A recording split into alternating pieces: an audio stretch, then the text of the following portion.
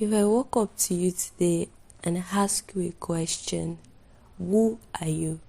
What is the first thing that will come to your mind? Is it your name, or your profession, or your family name, or the things that you have and you say, okay, I'm a millionaire, or your age? What exactly is the first thing that is going to come to your mind when you're faced with the question, who are you? You see, we know a lot of things. We are intellectuals. We know a lot of things. We know a lot about a lot of things. We know history, we know geography, we know science, we know many things.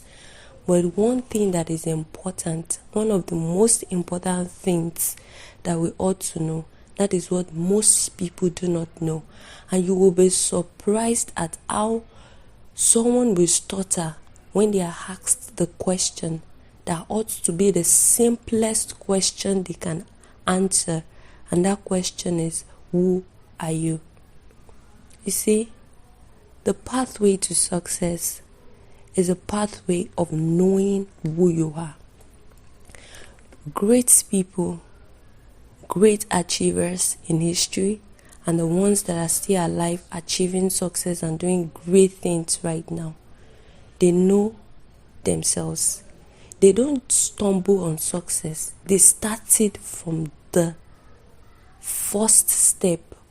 And that first step is the step of discovering themselves. Because then you cannot work on something that you do not know. In the last video, I talked about being yourself.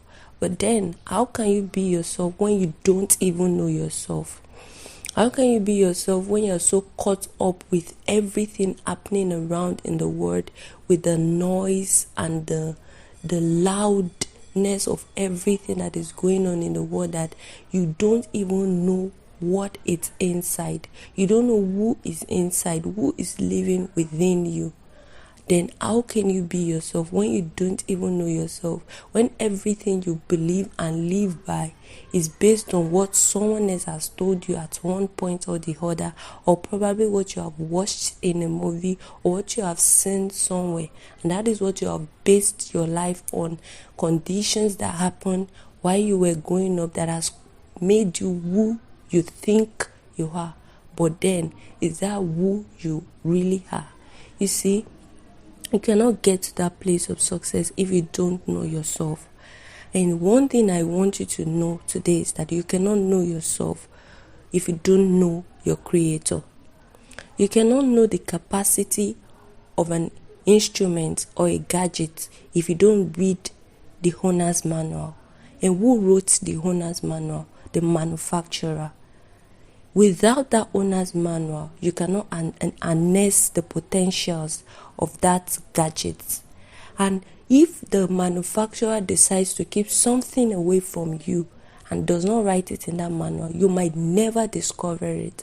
So most people might say, oh, to discover yourself, look within you, go to a quiet place and quietness and everything. But then, if you go to a quiet place with quietness and then you are away from the noise and everything, you will still not be able to discover yourself if you have not known your creator. So the pathway of discovering yourself starts from knowing who made you. That's the first thing. Who formed you? Who created you? And that is God. So if you want to know yourself, you have to know God. It starts from that place. The first place, the first thing is knowing God. Now, when you know God, it doesn't automatically mean you know yourself. Many people are believers, Christians, walking with God, even hearing from God, but then they have not taken thoughts of the fact that they also ought to know themselves. They have not allowed the silence and the still voice of God to tell them who they are. And that is why they keep jumping from here to there. Today they are doing this, tomorrow they are doing that, another day they are doing something else, at another point they are doing something else, and it seems as if their life is just so confusing. That is because they have not taking time to discover who they truly are. So if you desire success, because I know you're listening to me right now because you actually desire success, there is something in you that does not want to be ordinary, and that is what God has put in every one of us. When God created it, before God created Adam, He said, let us now make man in our image, after our own likeness, so that they will have dominion over the fish of the sea and the fowl of the air and over everything that I have made. So that thing that God has put in us, that we should have dominion, is the very thing that makes man not comfortable with failure, not comfortable to be underneath, but always wanting to be successful, to be at the top of your career, to be the best at everything you do. That is the nature God has put into you. So it all spans from our Creator. So if you want to know yourself, you have to know God. And before you can be yourself or attain success in life, you have to discover yourself. Now the question is, how do you discover yourself? First, after knowing God, you have to make it a priority to hear from Him. Listen to Him. After speaking to Him, after pouring your heart to Him and telling Him, God, I want to know myself. Reveal unto me myself. I want to know myself. Because I tell you, you might think you are one way, but then you are really not that way. David was the man that refused to kill Saul when he had the opportunity, because he had not yet tasted power. When he became a king, he killed a man and took his wife. That is what he was capable of doing. But yet he hasn't known himself, so he deluded himself to think that he was all right. So the pathway to success is you start by knowing yourself. And how can you know yourself? You have to ask your Creator, God, who am I? What are my tendencies? What are those things that I'm capable of that is hidden to myself? You have to ask those questions and settle it. Now, when you discover them, because I tell you, if you ask Him, He will tell you.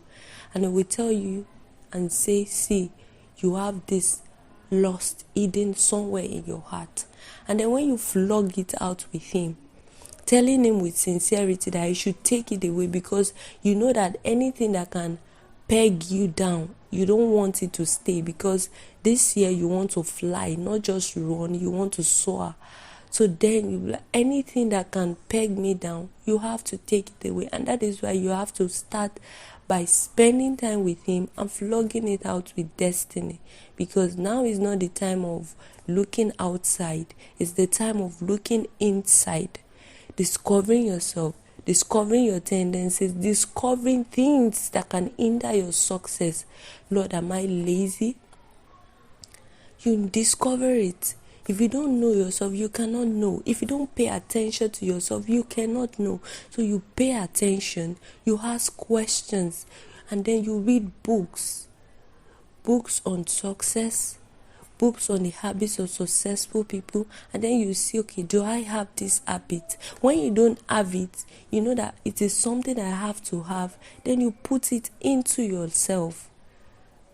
So to discover yourself, you have to pay attention.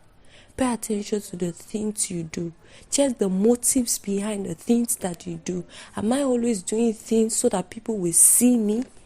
That is a tendency that is hidden within you, but if you don't pay attention, you will not know.